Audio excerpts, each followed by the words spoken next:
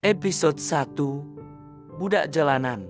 Malam itu di kampung Sungai Buloh, suasana yang biasanya tenang tiba-tiba bertukar kecoh.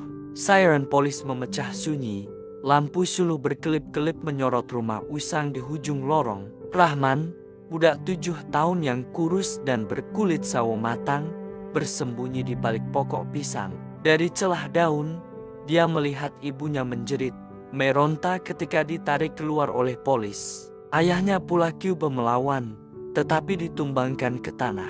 Jeritan itu menusuk ke telinga Rahman, menjadi gema yang kelak menghantui seluruh hidupnya. Dia menggigil, tidak berani keluar, hanya memeluk lutut sambil menutup telinga. Malam itu, dunia kecilnya runtuh.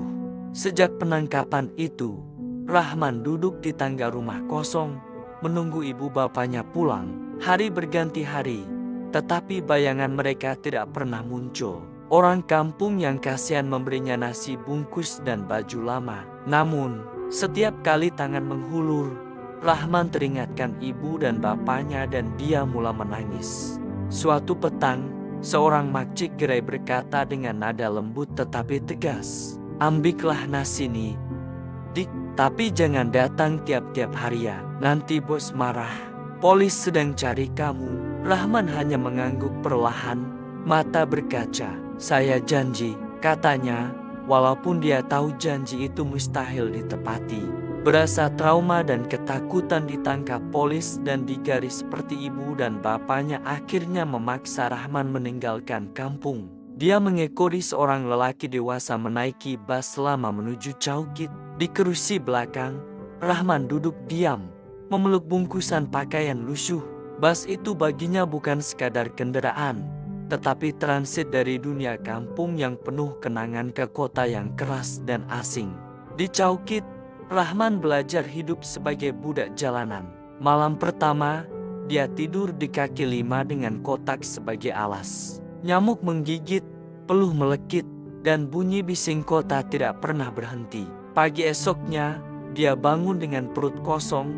Seorang gelandangan tua menegurnya, "Kalau nak orang bagi duit, kau kena pandai buat muka lapar." Rahman memandang dengan mata bulat, naif. "Muka lapar tuh macam mana, Pakcik?" Orang tua itu ketawa hambar, lalu menunjukkan cara menadah tangan dengan wajah sayu.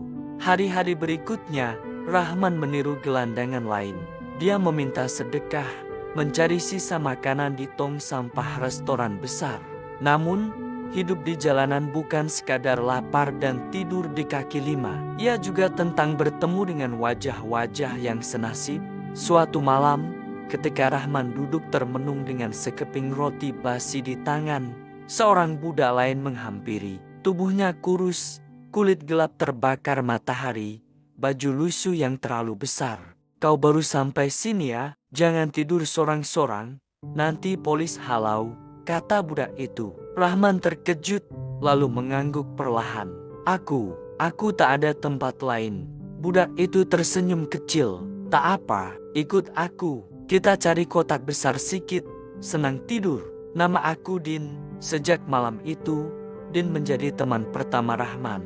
Mereka berkongsi roti basi, tidur bersebelahan di kaki 5. Din mengajar Rahman cara bertahan hidup.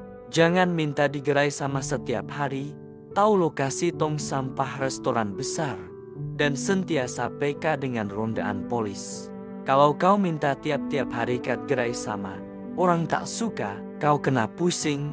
Hari ini gerai nasi, esok gerai roti, pesan Din. Rahman tersenyum naif sambil berkata, "Dulu aku selalu nampak budak kampung sebaya aku pergi sekolah.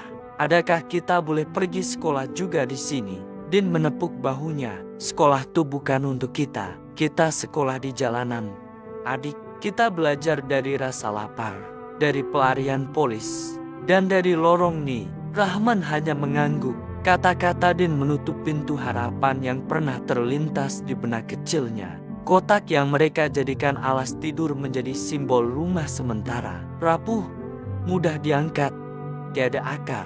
Namun, disitulah Rahman menemui sedikit rasa keluarga, walaupun hanya bersama seorang budak terbiar seperti Din. Bersambung ke episode yang seterusnya.